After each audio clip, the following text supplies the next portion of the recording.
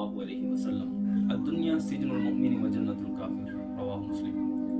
हुज़ूर अकरम सल्लल्लाहु अलैहि वसल्लम ने इरशाद फरमाया कि दुनिया मोमिन के लिए कैद खाना है और काफिर के लिए जन्नत है। कैद खाने की बड़ी खसूसियत यह है कि वहाँ इंसान अपनी मर्जी का मालिक नहीं होता, बल्कि कैद खाने में जो कैदी को दिया गया वो उसने खा लिया, जो पीने के लिए दिया गया वो उसने पी लिया, और इसी तरह जो उसे पहनने के लिए दिया गया उसने पहन लिया, जो उसे बैठने के लिए जहाँ पर बैठने के लिए कहा गया वो बैठ गया।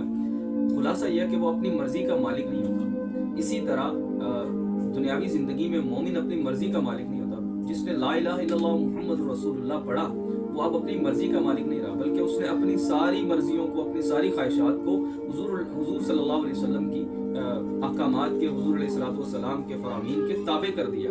अब जब ताबे कर दिया तो वो अपनी मर्जी का मालिक नहीं रहा। और दूसरी खसूसियत कैद खाने की ये होती है कि कैद खाने में इंसान हमेशा, और कैद खाने की दूसरी खसूसियत ये होती है कि इंसान कभी भी वहाँ पर रहना पसंद नहीं करता, मुस्तकिल रहना पसंद नहीं करता, बल्कि वो चाहे 20 साल 30 साल जेल में गुजार ले, कैद खाने में गुजार ले, इसके बावजूद भी उसके दिल में तमन्ना हमेशा घर जाने की रहती है, हमेशा उसके दिल में तमन्ना आज़ादी की रहती है। इसी तरह एक मोमिन को चाहिए कि वो कैद खाने में, ये जो कैद खाना है यहाँ पर अपना दिल ना लगाए और इसको दायमी ना समझे, बल्कि यहाँ पर जो हुजूर अलैहिस्सलातु वस्सलाम ने अहकामात दिए उन पर अमल करे, अपने आप को हुजूर अलैहिस्सलाम के अहकामात के ताबे बनाए। और दूसरा, वो कभी भी यहाँ पर रहने की तमन्ना ना करे। जिस तरह कैदी यहाँ पर रहने की तमन्ना नहीं करता, तो मोमिन को भी रहने के लिए, यहाँ पर रहने की, दुनियावी ज़िंदगी में रहने की, दुनियावी कैद खाने में रहने की तमन्ना नहीं करनी चाहिए, क्योंकि मोमिन के लिए जो घर बना है वो आखिरत का घर है।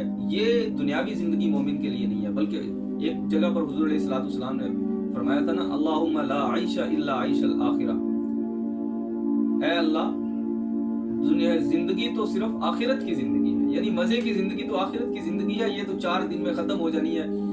हिसाब लगाएं, इंसान की 60-70 साल उम्र है, जिसमें से 15 साल उसके बचपन में से गुजर जाते हैं, इसी तरह अगले 10 साल बुढ़ापे में गुजर जाते हैं, 10, 15, 20 साल की उसकी ज़िंदगी होती है, जिस पर वो इतराता है और जिसके भरोसे, जिस जवानी के भरोसे वो गुनाह करता है, वो जवानी एक दिन ढल जाती है।